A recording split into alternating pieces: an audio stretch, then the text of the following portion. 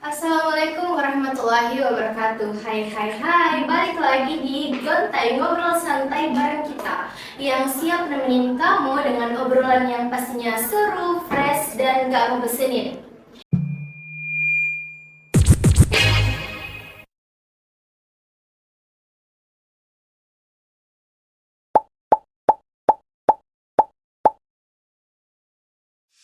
Nah, pernah nggak sih kamu itu merasa kayak kenapa ya lingkungan pertemanan kampus itu seringkali membuat kita capek secara emosional maupun mental.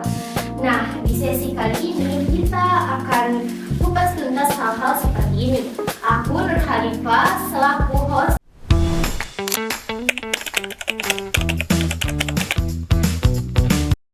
Pada kesempatan kali ini, dan ini adalah tempat kita untuk berbagi cerita dan perspektif kita masing-masing. Nah, di sini kita sudah mempunyai kedua narasumber yang siap untuk memberikan pengalaman-pengalaman menariknya mengenai pertemanan di lingkungan kampus itu seperti apa dan bagaimana sih cara mereka berdua untuk tetap menjaga kesehatan mental mereka di tengah tekanan lingkungan pertemanan kampus.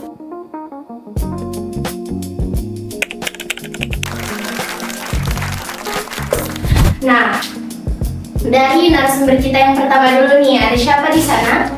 Halo semuanya, perkenalkan nama saya Chelsea Darwan dengan NIM M2402135 sebagai narasumber yang pertama.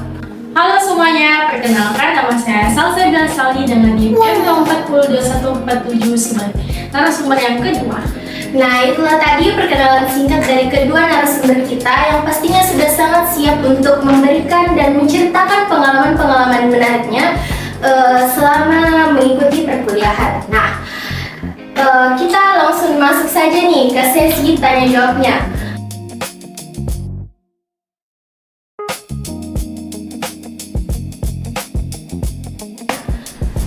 Dari pemateri yang pertama dulu nih, pernah nggak sih kamu itu merasa kenapa orang lain itu sulit menerima kita di lingkungan kita?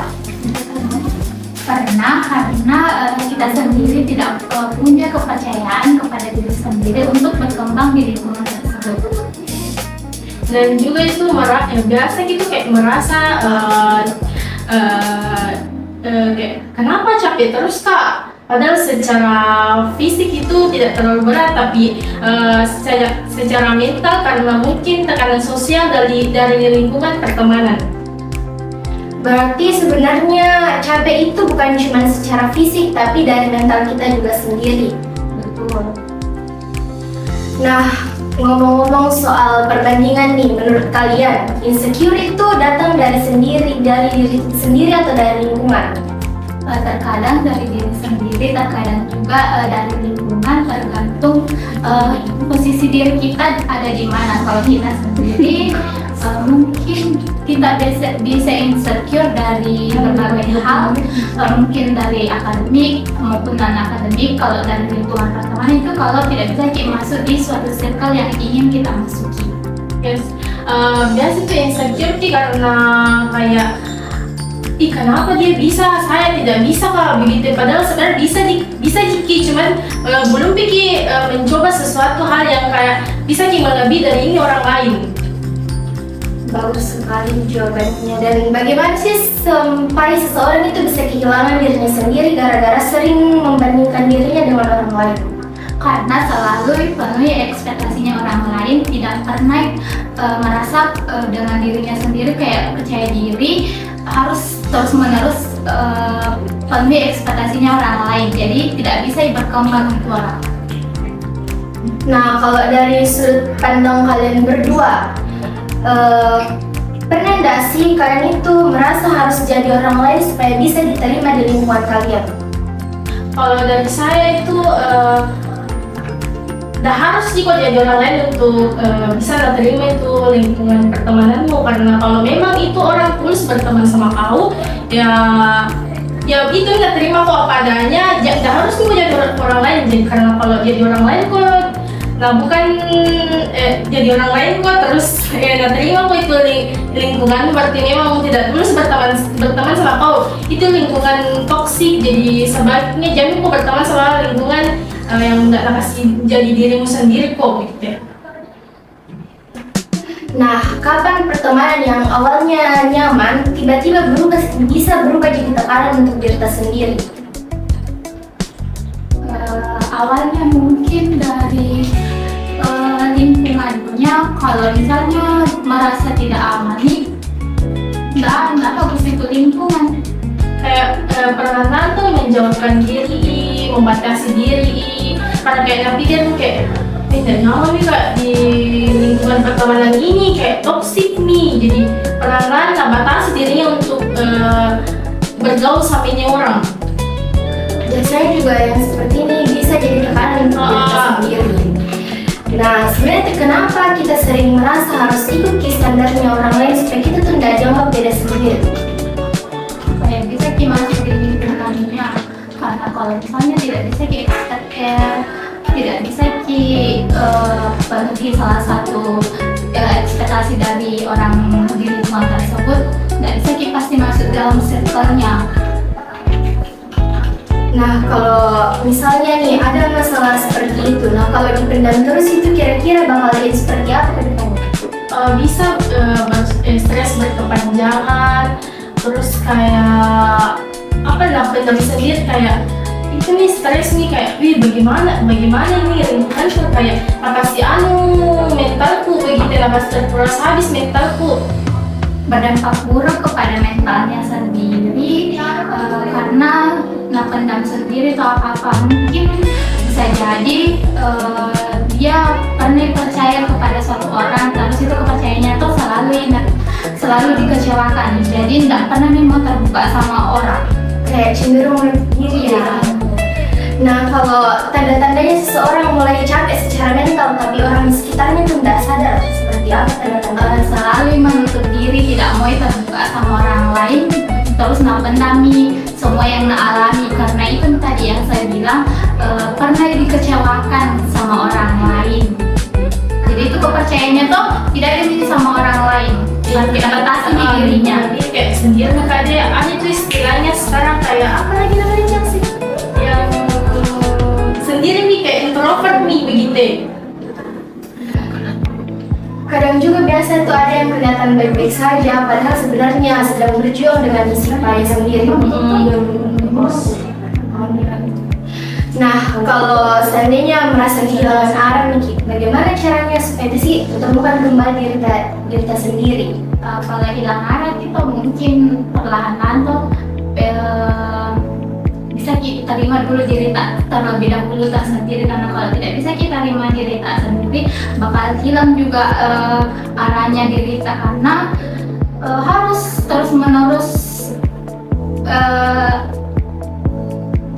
menerus sih kayak penuhi ekspektasinya orang daripada keinginannya sendiri terlebih dahulu. Kalau saya mungkin lebih sedikit kayak ada satu lah support system begitu supaya tidak hilang arah, kayak contoh itu temanku bisa kak keluarkan semua terluka satu ke temanku, bisa kak curhat begitu, supaya ini temanku juga nak kasih saran, ada support kan kayak jangan kok begini begitu, jangan kok sampai kayak begini jadi hilang arah kok, jadi kayak itu nih butuh kan support system juga.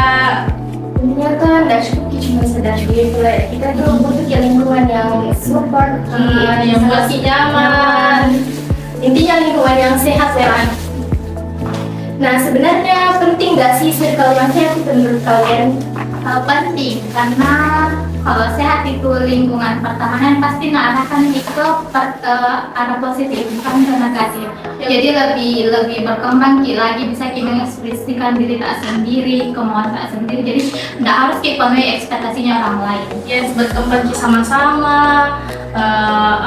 Kalau misalnya positif itu circle tak ya, karena positif juga, kalau negatif itu circle tak ya, negatif juga tergantung dari diri kita sendiri, bisa kita batasi yang mana bagus, mana yang tidak. Nah, bagaimana sebenarnya ciri-ciri circle yang positif itu? Kan awalnya biasa adanya bersirkel, awalnya nih kayak mengarah ke hal yang positif, tapi tiba-tiba di pertengahan jalan ini tiba-tiba berubah arah jadi ke arah yang lebih negatif. Nah, bagaimana pandangannya kalian? Circle positif itu yang mau berkembang sama-sama, terus kayak dia tuh dalam circle itu tidak mementingkan dirinya sendiri, dalam artian semua orang dalam circle itu mau bawa ke ranah positif, yaitu berkembang sama-sama, mulai mendapatkan IPK yang bagus, terus sama-sama mau ikut organisasi, ajak di berorganisasi supaya tidak jadi mahasiswa kupu-kupu. Jadi intinya circle yang sehat itu penting sekali demi menjaga kesehatan mental kita. Karena kalau bagus pertemanan kita ke positif, kita pasti kayak mental kita juga terjaga begitu. Orang yang ditemui juga itu orang-orang yang positif begitu, tidak melakukan hal yang negatif. Nah, bagaimana kalau dalam satu circle itu hanya satu orang yang cenderung bawa ke arah positif, sementara yang lainnya itu dia orangnya negatif semua, cuma satu orang yang positif. Lebih baik ikut ke salah satu orang ini yang membawa ke positif daripada harus ikut ke negatif, karena menurutku sendiri di lingkungan teman itu yang paling penting itu orang yang membawa pengaruh positif daripada negatif. Tidak perlu juga banyak pertemanan kayak circle, misalnya ada 10 circle, oh ikuti semua ini circle, padahal yang bagus itu cuma penting satu teman tapi ke arah positif daripada banyak teman tapi negatif semua, tidak bagus semua begitu niatnya, arahnya begitu toh. Nah, kalau kalian pribadi lebih punya circle atau sendiri atau netral saja sendiri, tapi bisa bergaul dengan semua orang? Netral sih, karena kalau netral itu semua itu bisa jadi teman. Beda lagi kalau circle lagi ditemani itu terus ini circle tak kayak ada masalah yang baru ke teman yang lain, pasti ini teman yang lain pasti bilang, oh pasti kau sama temanmu tidak baik kok lagi begitu, tidak netral kok. Karena kalau ada masalah satu circle pasti lagi tidak bagus lah circle ini, jadi kayak mending netral saja, bisa berteman sama A, B begitu dan semuanya. Kalau saya pribadi tergantung kita di mana. Kalau kita kalau seperti yang bilang tadi Mas, kalau kita sendiri terus bisa sebenarnya tuh butuh juga circle, karena pada umumnya manusia itu tidak luput dari orang lain juga, maksudnya dia juga bantuan gitu ya, pasti ada keadaannya tuh kita butuh orang lain gitu. Nah, jadi itu tergantung posisi kita. Misalnya kalau butuh circle tuh sebenarnya bisa tapi asalkan itu circle yang mau kita bawa ke ranah positif. Jadi intinya kita harus benar pilih teman yang bisa kasih nyaman, kasih sehat mental yang ajak untuk berkembang sama-sama ke arah yang lebih positif. Nah, dari obrolan hari ini kita sadar ternyata diri sendiri itu tidak semudah itu, apalagi lingkungan yang penuh tekanan. Tapi yang paling penting kita tidak harus jadi orang lain supaya bisa kita diterima. Dan sebagai teman, semoga kita bisa jadi lingkungan yang lebih baik untuk teman yang lain supaya bisa kita sama-sama berkembang, sama-sama pokoknya sama-sama berprestasi di akademik maupun non akademik. Nah, terima kasih sudah mendengarkan obrolan kita hari ini. Semoga obrolan kita ini bisa real dan bantu teman-teman semua yang ada di rumah yang sudah menyaksikan podcast kita pada kesempatan kali ini. Saya selaku host pada kesempatan kali ini pamit undur diri, dan juga kedua narasumber kita mengucapkan terima kasih. Wassalamualaikum warahmatullahi wabarakatuh. Dadah. Sampai jumpa. See you next time.